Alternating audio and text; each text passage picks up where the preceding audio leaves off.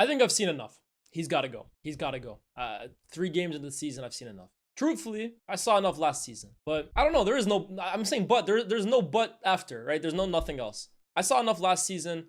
For some foolish reason, I thought let's give him another year. Or let's give him at least a window. But I've seen enough. Amorim's not good enough. Ruben Amorim it's amateurish at this point. It's amateurish. We just lost to Grimsby Town. Grimsby Town. If you don't know what that is, who that is, don't blame yourself. I didn't know who they were before 3 days ago. Grimsby Town. That's the newest low for Man United. Grimsby Town. Grimsby Town.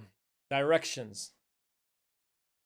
All the way over here. Yeah, I've literally never heard of this place in my life. Grimsby Town. That's it. That's the newest low for Man United. Grimsby Town Football Club of the 4th division of English football. I don't even know what to say, man. I don't know what to say. Like, what more can I say that hasn't been said already? We're a national disgrace. We are a national disgrace. We have ridiculed ourselves time and time and time again. And it's like, just when you think you can't ridicule yourself anymore, you go and find a new way of doing it. We're reinventing the wheel here. You thought that it got as bad as it could for United. Watch this. Grimsby Town. First round of the Carabao Cup. 2-0 down in the first half. Bring it back somehow, just to lose on penalties. Ruben Amorim, man. It's not like I thought you were a great manager before this game. And like, it's not like I thought that you were going to turn around before this game. I've had my doubts. I've 100% had my doubts, and I said it at the end of the Europa League season last year, right? If I had a gun to my head right now, make a decision, keep him or fire him, I would have fired him, right? So this isn't new, but it's like, wow. I thought that's how bad it could get, but no, actually, this is how bad it's capable of getting under you. Okay, yeah, you gotta go. You gotta go. You gotta go. Guys, let's just rip the Band-Aid off now. Let's just do it now. Let's not delay the inevitable anymore. I know we all have this like holier than thou mentality as Man United fans that every manager deserves a chance, and guys, we need to break the cycle and don't side with. Come on, guys. We all know it deep down, right? Let's call a spade here. We all know it deep down. We all do, right? This is probably the quickest I have ever given up on a manager at Man United. It's the quickest. Congratulations, Amorim. That's the first thing you've actually successfully accomplished here at this club. You have successfully accomplished losing all hope that I had in you in record time. It's impressive, seriously. I mean, every other manager at various points I thought, okay, it's time to go, right? But it took me a little bit of time to get there. Van Gaal, right? First season, came 4th. Second season, went to shit a little bit. We still won the cup. There was a debate, should he go, should he stay? We decided to let him go. But there was still like some conflict, right? And he lasted 2 seasons. Jose, I mean, he was probably the most difficult one for me to really accept, okay, he's got to go. Because it's Jose Mourinho, it's the allure, it's the aura, it's the success rate before Man United, it's the trophy he's got. But even him, eventually, okay, 3 years, all right, it's getting bad, right? Ole Gunnar Solskjaer, I mean, he finished 3rd and 2nd, and he's a club legend, and he loves the club. But even him, eventually, okay, 3 years in, let's cut ties. Erik ten Hag, I honestly, guys, I was convinced after Erik ten Hag, I could not give up on a manager quicker. But after 1 season, the first few games of the second season was enough to tell me, nah, this guy, we're going nowhere quick with this guy. But congratulations to Ruben Amorim. You have blown all expectations. And the expectations were low, but wow, you've blown them out the window. And seriously, I think he's probably the quickest manager to ever lose the majority of the fan base in record time. Because seriously, guys, what are we backing here? What are we supporting? I'm all for giving managers time and trusting in them. But they got to earn time as well too, right? And I'm sorry, I don't think there's ever been a manager in Premier League history that's probably earned less time than Ruben Amorim. Seriously, like, you might not think he's the worst manager in Premier League history. I certainly don't, right? We've had some stinkers in this league. But for the magnitude of the club Man United is, and the disaster that has basically come from it under his helm, I think it's safe to say this is the worst stint in Premier League history. This is the worst stint any club has had in Premier League history, respective to their own standards. Grimsby Town. Grimsby. I sound disrespectful right now. I swear I'm not, but Grimsby Town. We looked at this game, right? Like, okay, bounce back. We're going to beat Grimsby, and then hopefully we can beat Burnley, but then City and Chelsea. Honestly, now, guys, right? Nothing's off the table. Nothing. I hope you guys aren't looking at Burnley next and like, okay, that's a game that can get us back. I'm scared. I'm nervous. I'm damn near petrified, man. Scott Parker. I'm scared. Because right now, it doesn't look like we can beat anyone. Seriously, that first half, genuinely, I started laughing to myself at one point. We're getting battered by a League 2 team. Battered. Not outplayed, not they got a scrappy goal. They're outplaying us. A team in the 4th division of English football are outplaying Man United. Not outfighting us, not out, like, I don't know, they're winning their second. No, they are actually outplaying us from a tactical point of view. That's how bad it's got for Amorim now. At the weekend, you got Marco Silva and his players saying, yeah, we knew what to expect from them. We knew how they were going to play, and it was easy for us. That's bad. We got Grimsby now from minute 1, directly exposing flaws in our game plan. At this point, SDSFC, give Sharky a few weeks to prepare. He's going to find a game plan to expose Ruben Amorim. It's it. The blueprint's out. The cat's out the... what's the expression? The dog's out the house. The cat's out the bag. That's what it is. Cats, dogs. I don't give a damn, man. That's what Ruben Amorim's got me feeling right now. I'm making random analogies about pets. It's over now, man. Seriously, Scott Parker will have a game plan at the weekend, and I'm almost certain that he will find large amounts of success against us. We're so easy to play against. We're so easy to run through. We're so easy to win the ball off of. We're so easy to defend. And then it doesn't help either, right? When we employ the 2 worst goalkeepers to ever play for this football club. Ever. Onana and Bayender. Disgraces. We're a national disgrace, and they are national disgraces. How is it possible that right when you think your second choice goalkeeper is awful, it can't get any worse, this guy right here comes in and makes you reconsider everything about life? Thing 1 and thing 2. You guys know Dr. Seuss. Thing 1 and thing 2. That's what they are. Always trying to outdo the other. Seriously, Onana on these goals, right? How are you this bad? How? It's mind-boggling to try and even understand it, to try and even grasp the concept of how bad a goalkeeper can be. And yet he just exemplifies it. These guys, like, it's like they've never played the position before. How are these guys elite sportsmen? I sound, honestly, I feel bad a little saying it like this, because who am I to question how you got to where you are? Professional footballers have put in time, hours, weeks, months, years developing their craft to get to a level where us mere football fans could only dream of getting to. And then you see people like Onana and Bayender, and it makes you reconsider everything you think about the game. Like, oh, maybe it's actually not that hard to get to this level. Because how the hell did they get there? How? 2-0 down, it could have been 3. It should have been 3. Honestly, if we had won today, it would have been a robbery. They should have been 3-0 up. That offside, with VAR, that counts.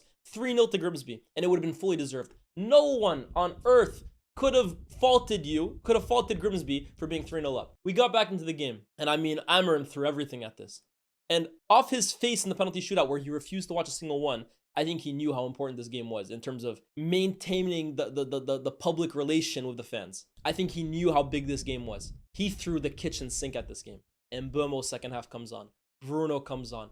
De Ligt comes on. Mount comes on. Xerxes comes on. We had three natural defenders on the pitch at one point. The rest of them just attackers. Threw everything at it. And Mbeumo scores his first goal for the club. Then Maguire grabs one off a corner. But like I said, we should have been down 3-0. Honestly, the first half is so nasty watching that. It's wow. Everything that they're doing is just popping at us left, right, center. Off set pieces. I saw a player for Grimsby try and score direct off Onana. These guys watched the tape. These guys studied us. They studied us to the T. And they said, okay, yeah, these guys, it's late, bro. It's late. They'll probably have tougher games in League 2 than they did tonight. I probably couldn't believe their luck first half. I mean, second half, player quality comes through, right? Because at the end of the day, it is still Mbeumo versus whoever is on the other side. And it is still Bruno versus whoever it is on the other side. But wow, like individual quality got us back into that game. It wasn't from a tactical point of view. It wasn't. It absolutely wasn't. And then the shootout. Oh, the shootout is just like, it's rubbing salt in the wounds, man. Seriously. And I'm watching that shootout and I'm thinking to myself, okay, this guy's gonna... honestly, every time we step forward, I'm like, oh, we're gonna miss. And then when they missed, I'm like, okay, let's just get this over the line. And Cunha, such a tame penalty attempt. And then it continues and it continues and it continues. And my rage continues to build, right? Because Onana, I swear, bro, either he completely dives early the wrong way without fail, or he dives the right way, gets a hand on it, and it just goes past him. It just goes past him. There were like 3 or 4 of those. And then Mbeumo misses the last one, right? But honestly, I'm not looking at any of these players. You guys can do that if you want. The only one I'm looking at is the goalkeeper. Honestly, I'm sick and tired of him. I'm sick and tired of this goalkeeper. Him, and then, you know, the only thing we actually learned today, right? The only thing I always do these. What did we learn from this game? I didn't learn anything. I just it almost like just was confirmation bias today. There's not learning anything except for one thing. We finally discovered Manuel Ugarte's level tonight. We watched it on the other side and we watched it with him. That's his level, League 2. Scrapping and dueling and stabbing at the ball in the center. That's his level. We found it today. In fact, Amorim should leave Ugarte in Grimsby Town. It's not too far from Manchester. Seriously, let's look back at the map. Right? Let's look back at the map. It's not that far. Here's Manchester. Here's Grimsby. Honestly, leave him there. I don't know if Grimsby will take him. Look, that midfield was popping us at one point. But that's the level. That's what I learned today. That's the only thing I learned. That and that today, my patience has worn thin. And don't try and say, oh, look, another negative Man United fan or another pessimistic Man United fan. With all due respect, go to hell. if that's what you think, with all due respect, please go away. Seriously, don't waste my time. Seriously, anyone labeling a Man United fan as negative or pessimistic or not a real fan for rightfully having doubts or question marks about this manager, the worst manager statistically in recent history for United. I don't know. I have to question either your eyesight or your capacity to think and your capacity to be a human being. I have to question it all.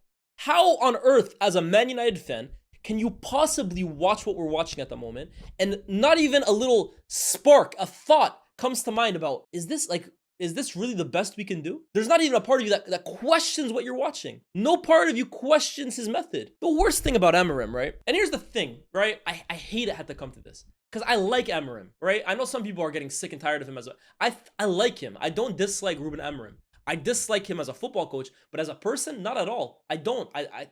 I feel for him sometimes. The way he speaks, I'm like, damn, man. Like, you're in the mud. But I don't dislike him. That hasn't been the case with other managers before. I don't dislike him.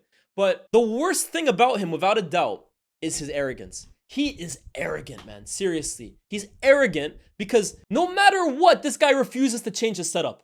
No matter what. And that's the biggest problem with Amorim, and that's the reason why, for me, he has to go. It's shit right now. But if I still had an inkling of hope that Ruben Amorim was willing to look at the situation and tweak it a little bit or shift his ideology a little bit. I'm not even saying change the formation even. Okay, maybe that's a possibility. But change something. Guys, since the day he walked into now, he has changed nothing. We've lost game after game, exited competition after competition, disgraced ourselves on a national and international level time and time again. And in that period, he has not tweaked one thing. It's like Mission Impossible, bro. Every single time Ruben Amorim comes home to the missus, or I don't know what's going on with him, comes home, the minute he walks in, someone flicks their pen at him. Zzz. It's good. The good times are coming back. It's 3-4-3. We do the same thing.